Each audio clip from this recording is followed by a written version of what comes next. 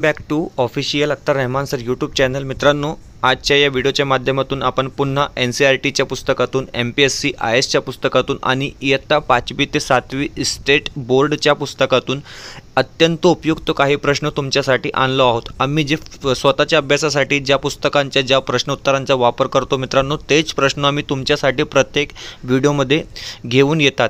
तर हे बघा मित्रांनो, आज आपण अतिशय इम्पॉर्टंट 20 क्वेश्चन पाहणार आहोत. समाजशास्त्र विषयाचे पेपर 1 व पेपर 2साठी अत्यंत उपयुक्त प्रश्न असणार आहे महाराष्ट्र शिक्षक पात्रता परीक्षा. कारण हे सगळे जे प्रश्न आहेत ते स्टेट बोर्ड, NCERT आणि MPSCच्या पुस्तकातून घेतलेले प्रश्न आहे. कारण TETच्या तुम्ही प्रश्नपत्रिकेचे अनालायसिस करा 2013 ते 21 सगळ्या प्रश्नपत्रिकेत महाराष्ट्राच्या जे इतर स्पर्धा परीक्षेत जे प्रश्न विचारले जातात आहेत तेच प्रश्न मित्रांनो तुम्हाला TETच्या परीक्षेत पाहायला मिळतात. तर बघा, चला व्हिडिओ सुरू करूया. व्हिडिओ सुरू करण्या अगोदर आपण जर आमच्या चॅनलवर नवीन असाल मित्रांनो तर चॅनलला सबस्क्राईब करा. साईडचे जे बेल आयकॉन आहे त्याला देखील प्रेस करा, जेणेकरून आपल्याला अशाच प्रकारचे व्हिडिओ वेळेवर पाहायला मिळेल. डिस्क्रिप्शनमध्ये आमच्या टेलिग्राम आणि व्हॉट्सअप ग्रुपची लिंकसुद्धा दिलेली आहे. तेथे जाऊन आपण आमच्या टेलिग्राम आणि व्हॉट्सअप ग्रुपलासुद्धा जॉईन करू शकतात. तर चला मित्रांनो, पाहूया प्रश्न क्रमांक 1. प्रश्न क्रमांक 1 येथे विचारलेला आहे की पॅलेस ऑन व्हील्स, हे बघा, पॅलेस ऑन व्हील्स ही खास पर्यटकासाठी असलेली रेल्वे कोणत्या शहरात आढळून येते? मित्रांनो, 4 पर्याय दिलेले आहे: महू, नागपूर, भिलाई किंवा जैसलमेर. तर हे बघा मित्रांनो, याचे जे योग्य उत्तर असणार आहे ते असणार आहे जैसलमेर. जैसलमेर म्हणजेच राजस्थान. पर्याय क्रमांक 4 जे आपला ते योग्य उत्तर इथे असणार आहे. यानंतर पाहूया पुढचा प्रश्न. प्रश्न क्रमांक 2 हे मित्रांनो 15 अंश असणार आहे. 15 आणि हे 30. ओके, जर 15 अंश पूर्व रेखावृत्तावर सकाळचे 10 वाजले असतील तर 30 अंश पश्चिम रेखावृत्तावर किती वाजले असतील? मित्रांनो, 4 पर्याय आपल्याला इथे दिलेले आहे आणि योग्य उत्तर असणार आहे सकाळचे 7, म्हणजे पर्याय क्रमांक 2 जे आहे ते आपला इथे योग्य उत्तर असणार आहे. पाहूया पुढचा प्रश्न. प्रश्न क्रमांक 3. प्रश्न क्रमांक 3 5वी ते 12वीचे जे स्टेट बोर्डचे पुस्तक आहेत त्यातले सुद्धा आपण 8-10 प्रश्न या व्हिडिओमध्ये टाकलेले आहे. मित्रांनो, काळजीपूर्वक तुम्ही व्हिडिओ पाहत राहा आणि उत्तर देण्याचा प्रयास करा. पृथ्वीच्या सर्वात जवळचा खगोल म्हणजे डॅश डॅश होयो. हे बघा मित्रांनो, 4 पर्याय दिलेले आहे: चंद्र, सूर्य, बुध किंवा शुक्र. तर हे बघा मित्रांनो, पृथ्वीच्या सर्वात जवळचं जे खगोल असणार आहे ते असणार आहे चंद्र, म्हणजे पर्याय क्रमांक 1 जे असेल ते आपलं इथे बरोबर उत्तर असणार आहे. पाहूया पुढचा प्रश्न. प्रश्न क्रमांक 4. प्रश्न क्रमांक 4 इथे विचारलेला आहे की चंद्र अंशतः झाकला जातो त्या स्थितीला कोणते चंद्रग्रहण म्हणतात? 4 पर्याय दिलेले आहे: खग्रास, खंडग्रास, कंकणाकृती किंवा यापैकी नाही. तर हे बघा मित्रांनो, जेव्हा चंद्र अंशतः झाकलेला जातो त्या स्थितीला आपण खंडग्रास चंद्रग्रहण असे म्हणतो, म्हणजे पर्याय क्रमांक 2 जे असेल मित्रांनो आपला येथे बरोबर उत्तर असणार आहे. यानंतर पाहूया पुढचा प्रश्न. प्रश्न क्रमांक 5. हे बघा, प्रश्न क्रमांक 5 येथे विचारलेला आहे की साहित्याचा पहिला नोबेल पुरस्कार रवींद्रनाथ टागोरच्या पुस्तकास मिळाला. डॅश डॅश पुस्तकास मिळाला. प्रश्न एकदा पुन्हा वाचून घ्यावा. साहित्याचा पहिला नोबेल पुरस्कार रवींद्रनाथ टागोरच्या डॅश डॅश पुरस्काराला मिळाला. मित्रांनो, 4 ऑप्शन इथे दिलेले आहे: गीतांजली, शांतिनिकेतन, कबुलीवाला किंवा मधुमती. तर योग्य उत्तर असणार आहे ऑप्शन क्रमांक 1 म्हणजेच गीतांजली. यानंतर पाहूया पुढचा प्रश्न. प्रश्न क्रमांक 6. प्रश्न क्रमांक 6 अतिशय IMP हा प्रश्न आहे आणि खालील या बाबतीत स्पष्टीकरणसुद्धा देण्यात आलेलं आहे. तुम्ही काळजीपूर्वक हा प्रश्न पहा की महाराष्ट्र राज्याचे प्रशासकीय विभाग किती आहे? हे बघा, महाराष्ट्र राज्याचे प्रशासकीय विभाग किती आणि कोणते हे सुद्धा आपण या स्पष्टीकरणमध्ये पाहूया. तर याचं उत्तर जे असणार आहे मित्रांनो, प्रशासकीय विभाग आहे महाराष्ट्रात ते किती असणार आहे? ते असणार आहे 6, म्हणजे पर्याय क्रमांक 1 जे असेल ते आपलं इथे योग्य उत्तर असणार आहे. आता हे 6 प्रशासकीय विभाग कोणते आपण हे पाहूया. हे बघा मित्रांनो, स्पष्टीकरण इथे दिलेलं आहे की महाराष्ट्र राज्यात सध्या एकूण 36 जिल्हे आहेत. हे तुम्ही लक्षात ठेवा की महाराष्ट्र राज्यात एखादी वेळे प्रश्न असा सुद्धा विचारला जातो की महाराष्ट्र राज्यात सध्या किती जिल्हे आहेत? तर 36 जिल्हे आहे. त्यात कोकण 1, पुणे 2, नाशिक 3 आपण प्रशासकीय विभाग पाहत आहोत. कोकण 1, पुणे 2, नाशिक 3, छत्रपती संभाजीनगर 4, अमरावती 5 आणि नागपूर 6. अशा प्रकारे 6 प्रशासकीय विभाग महाराष्ट्रात आहे. पुन्हा एकदा वाचून घ्या: कोकण, पुणे, नाशिक, संभाजीनगर, अमरावती आणि नागपूर. त्यानंतर अशी 6 प्रशासकीय विभागात विभागणी करण्यात आलेली आहे. राज्याचे भौगोलिकदृष्ट्या 5 5 प्रमुख प्रदेश होतात. आता हे बघा भौगोलिकदृष्ट्या जे 5 प्रमुख प्रदेश आहेत ते सुद्धा इथे दिलेले आहे, ज्याला आपण विदर्भ म्हणतो, नागपूर साईड, मराठवाडा म्हणतो, औरंगाबाद साईड, खानदेश, जळगाव, कोकण तुम्हाला माहीत आहे, आणि पश्चिम महाराष्ट्र. अशा प्रकारे 5 भौगोलिकदृष्ट्या 5 विभाग करण्यात आलेले आहे. आणि प्रशासकीय विभाग तर महाराष्ट्रात किती आहे? 5. हे बघा मित्रांनो, जेव्हा प्रशासकीय व विभाग विचारला जातं, प्रश्न विचारला गेला तेव्हा आपण 6 सांगायचे, आणि जेव्हा भौगोलिकदृष्ट्या किती विभागात विभागणी केलेली आहे तर 5 विभागात यांची विभागणी केलेली आहे असे आपल्याला म्हणता येईल. पाहूया पुढचा प्रश्न, प्रश्न क्रमांक 7. प्रश्न क्रमांक 7 येथे विचारलेला आहे की हवेतील सर्वात मोठा भाग कोणत्या वायूचा असतो? अतिशय सोपा हा प्रश्न आहे. यापूर्वी आपण हा प्रश्न घेतला होता, परंतु येथे प्रश्नाचं स्वरूप बदललेलं आहे. येथे विचारलेलं आहे की हवातील सर्वात मोठा भाग कोणत्या वायूचा असतो? तर मित्रांनो 78% तुम्ही लक्षात ठेवा. 78% जे असते ते नायट्रोजन असते, आणि 21 जी असते ती ऑक्सिजन असते, आणि इतर गॅसेस जे असतात मित्रांनो ते 1% असतात.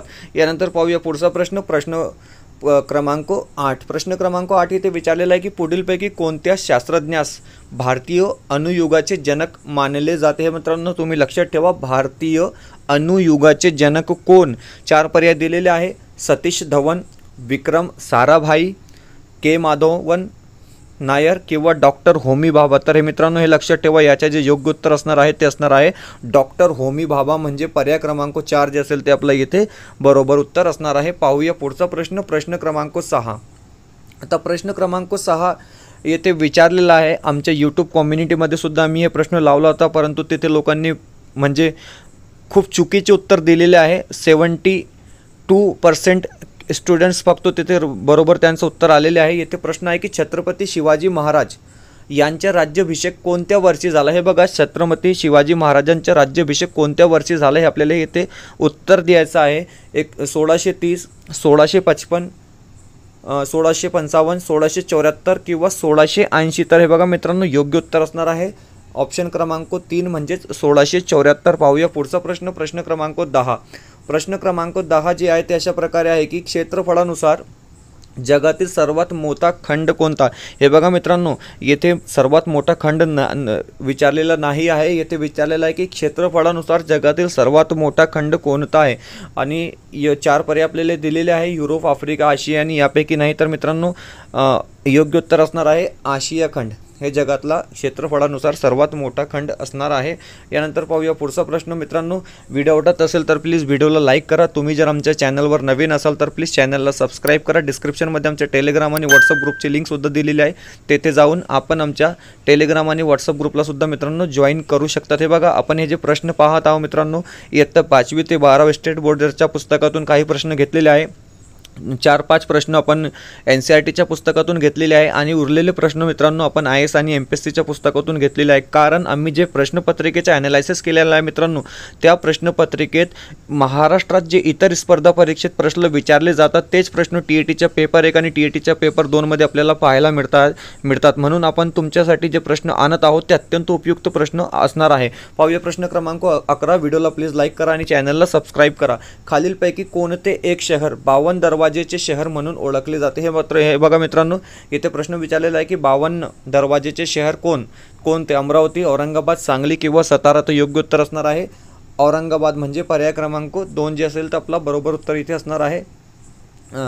हा प्रश्न राज्यशास्त्र विषयातून घेतलेला प्रश्न आहे की प्रत्येक गावातील जमीनधारकांची नोंद कोण ठेवतो? हे बघा मित्रांनो, जमीनधारकांची नोंद कोण ठेवतो? तर योग्य उत्तर असणार आहे ते असणार आहे मित्रांनो 4 पर्याय दिलेले आहे. ग्रामसेवक. ग्रामसेवकाचे काम काय असतं मित्रांनो? हे कर वसुली करतात, म्हणजेच नळपट्टी, घरपट्टी ज्याला आपण म्हणतो ते ग्रामसेवकाकडे असते. सरपंच याच्याशी काहीच घेणदेण नाही आहे मित्रांनो, कारण सरपंच जे आहे ते वेगळा विषय झाला. तहसीलदार हे शहरासाठी असतो, म्हणजेच सिटीसाठी असतो, तालुक्यासाठी. आणि तलाठी यांचे काम काय असतात? तर गावातील जमीनधारकांचे नोंदी ठेवणे हे तलाठी यांचे काम असते, म्हणजे पर्याय क्रमांक 4 जे असते आपले ते योग्य उत्तर इथे राहणार आहे. यानंतर पाहूया पुढचा प्रश्न, प्रश्न क्रमांक 14. महाराष्ट्राचे राज्यफूल म्हणून डॅश डॅशला ओळखतात? हे बघा मित्रांनो, महाराष्ट्राचे राज्यफूल आपल्याला इथे सांगायचं आहे. 4 पर्याय दिलेले आहे, कमळ, गुलाब, कापूस किंवा मोठा बोंडारा. तर हे बघा मित्रांनो, कमळ नाही आहे, गुलाबसुद्धा नाही, कापूससुद्धा नाही. योग्य उत्तर असणार आहे मोठा बोंडारा. हे जे आहे ते महाराष्ट्राचे राज्यफूल म्हणून ओळखतात. ओके, यानंतर पाहूया पुढचा प्रश्न, प्रश्न क्रमांक 14. आता प्रश्न क्रमांक 14 येथे विचारलेला आहे की आपल्याला TAT जनरल नॉलेजचे सुद्धा 2-3 प्रश्न पाहायला मिळतात.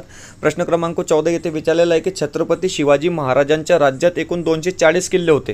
हे बघा, शिवाजी महाराजांच्या राज्यात एकूण किती किल्ले होते प्रश्न जर विचारला गेला तर तुम्ही लक्षात ठेवा 240 किल्ले होते मित्रांनो, 240. ओके, त्यापैकी डॅश डॅश किल्ले त्यांनी स्वतः बांधून घेतले, त्यापैकी किती किल्ले त्यांनी स्वतः बांधले हे सुद्धा प्रश्न विचारला जाऊ शकतो. किंवा येथे सुद्धा तसाच प्रश्न विचारला गेला आहे की 240 पैकी स्वतः बांधून घेतले ते किल्ले किती. तर मित्रांनो येथे 4 पर्याय दिलेले आहे, 100, 111, 140 किंवा 130. तर हे बघा, हे लक्षात ठेवा, 111ला आपण क्रिकेटमध्ये नेल्सनसुद्धा म्हणतो, नेल्सन म्हणून तुम्ही याला लक्षात ठेवू शकतात, कारण बरेचसे लोक जे आहेत ते क्रिकेट पाहतात.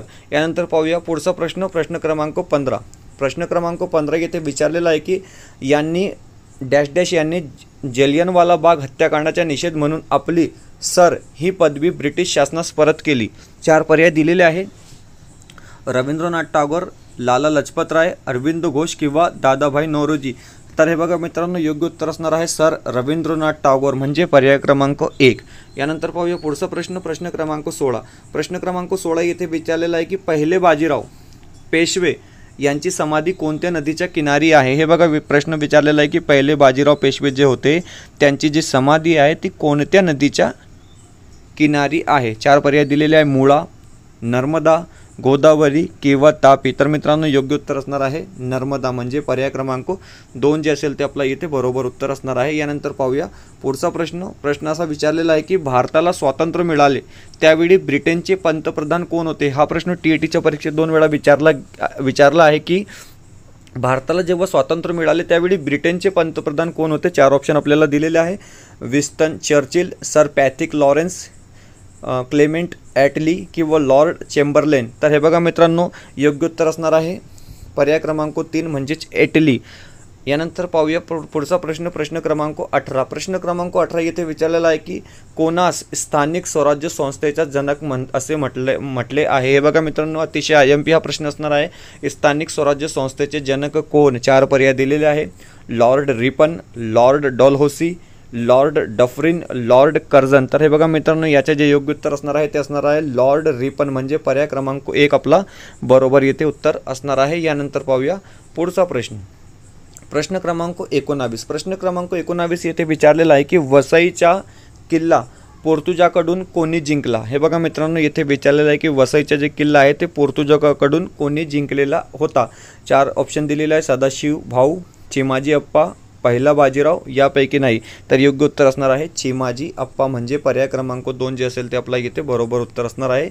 यानंतर पाहूया मित्रांनो शेवटचा प्रश्न आणि अतिशय इम्पॉर्टंट हा प्रश्न असणार आहे की हरिजन हे साप्ताहिक कोणी सुरू केले. 4 पर्याय दिलेले आहे, महात्मा फुले, डॉक्टर आंबेडकर, सरदार पटेल किंवा महात्मा गांधी. तर हे बघा मित्रांनो, लक्षात ठेवा की हरिजन हे जे साप्ताहिक होते ते महात्मा गांधी यांनी सुरू केले होते, म्हणजे पर्याय क्रमांक 4 जे असेल ते आपला इथे योग्य उत्तर असणार आहे. मित्रांनो शेवटी आपला स्कोर किती बनला, 20 पैकी तुम्हाला किती मार्क्स मिळाले ते कॉमेंट करून तुम्ही सांगू शकतात. मित्रांनो असेच व्हिडिओ पाहण्यासाठी तुम्ही आमच्या चॅनलला सबस्क्राईब करा. चॅनलवर नवीन असाल तर प्लीज चॅनलला सबस्क्राईब करा आणि व्हिडिओला लाईक करा. डिस्क्रिप्शनमध्ये मित्रांनो आमच्या टेलिग्राम आणि व्हॉट्सअप ग्रुपची लिंकसुद्धा दिलेली आहे, तेथे जाऊन आपण आमच्या टेलिग्राम आणि व्हॉट्सअप ग्रुपला सुद्धा जॉईन करू शकतात. भेटूया मित्रांनो पुढच्या व्हिडिओमध्ये काही नवीन प्रश्नांसोबत.